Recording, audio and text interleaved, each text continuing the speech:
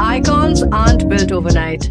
They stand for talent, excellence, discipline, and more. They influence us and encourage us to follow our dreams. As we celebrate World Music Day, all this week and month, this is Rolling Stone India Icons in association with JBL and Beethoven.ai, where some of India's most amazing musical minds give us a glimpse into their genius and artistry.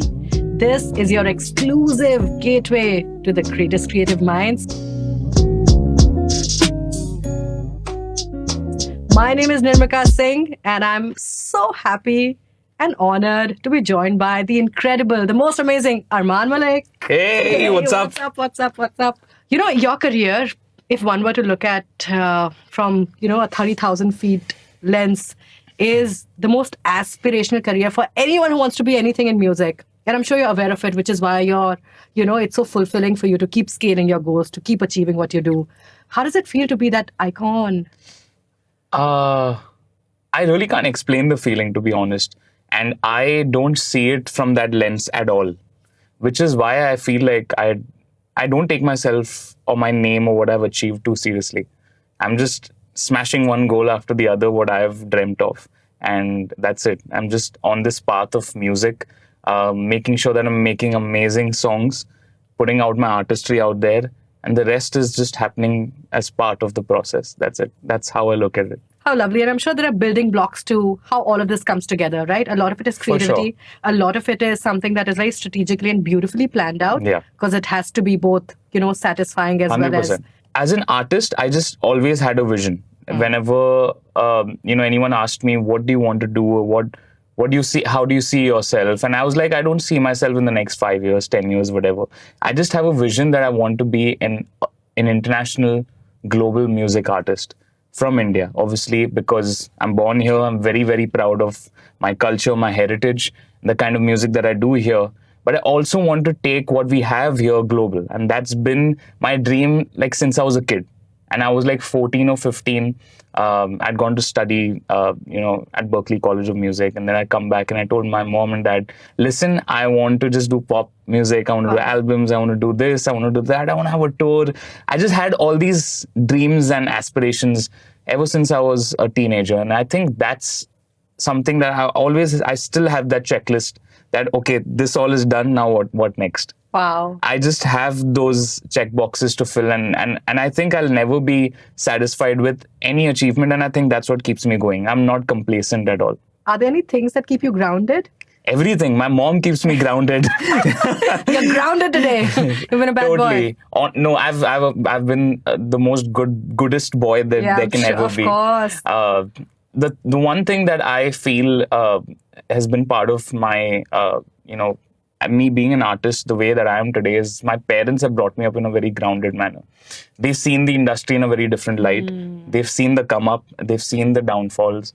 So they've kind of prepared me and my brother Amal to, despite whatever is happening in your career, be it success, be it failure, just be sane.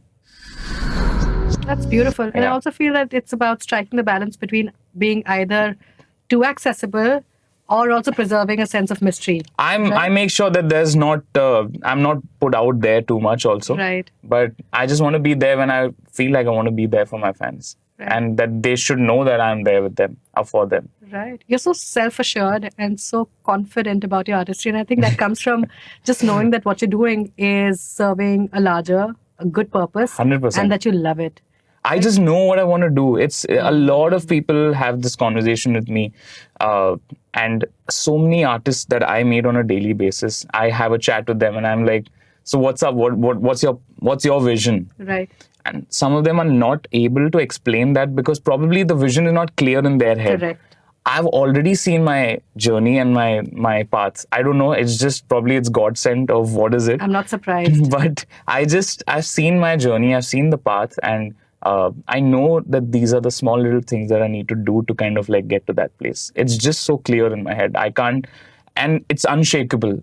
Whoever comes, whatever situation comes, left, right, I'm laser focused. My gosh. There's nothing that can substitute hard work, right? Yeah, Pure hard work. 100%. And honestly, I follow this 10,000 hours of. Okay. Have you heard this theory? Yes, if you do anything for 10,000 hours, you're going to be great at it. I say that for musicians as well.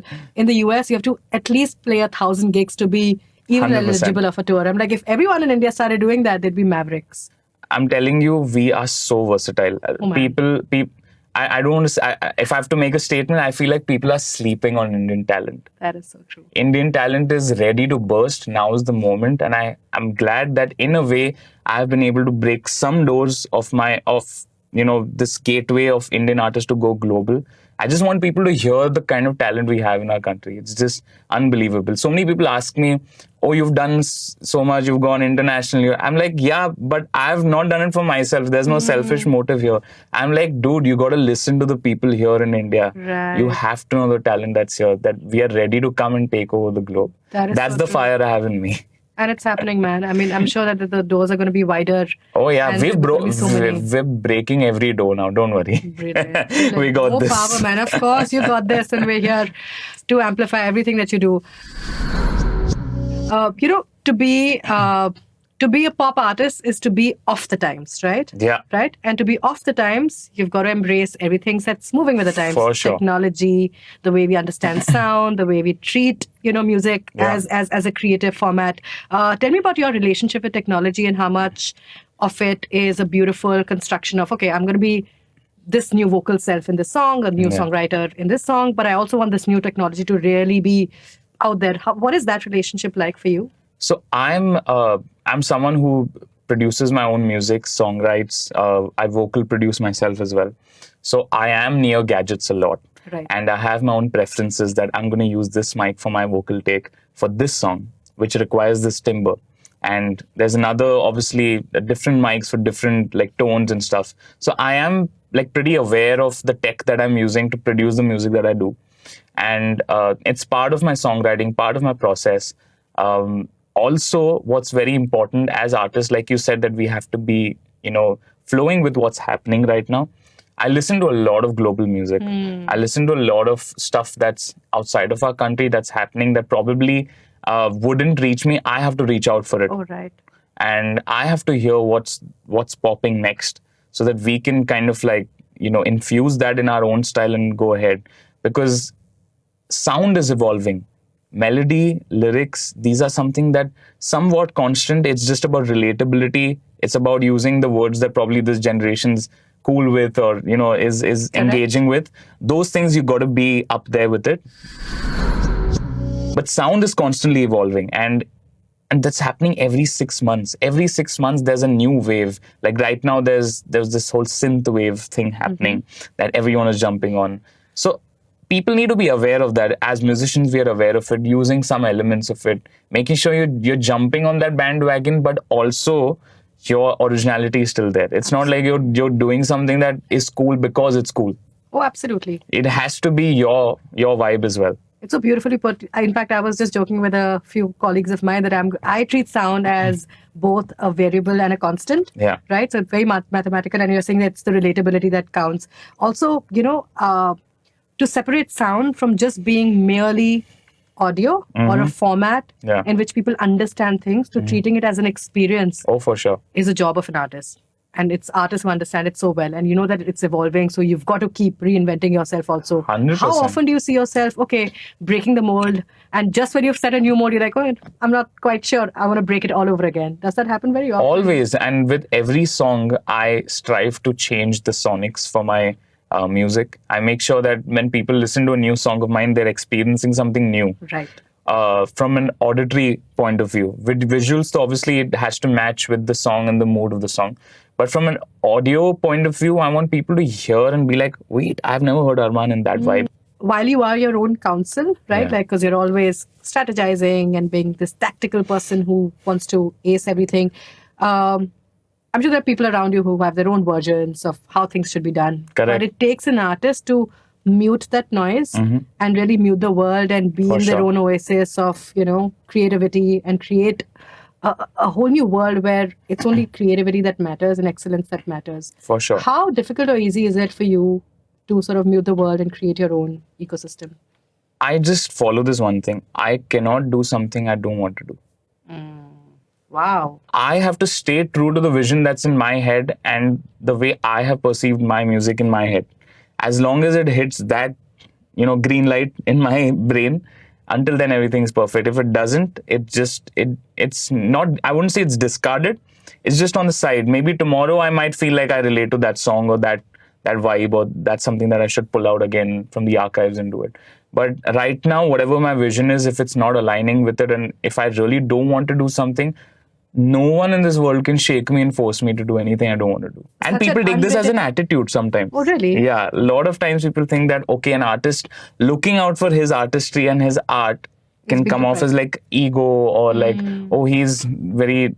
The thing is, I'm too sure of what I want to do. And that's a good thing. And I don't know if that comes across as any attitude or whatever, but I'm like, no, this is my purpose.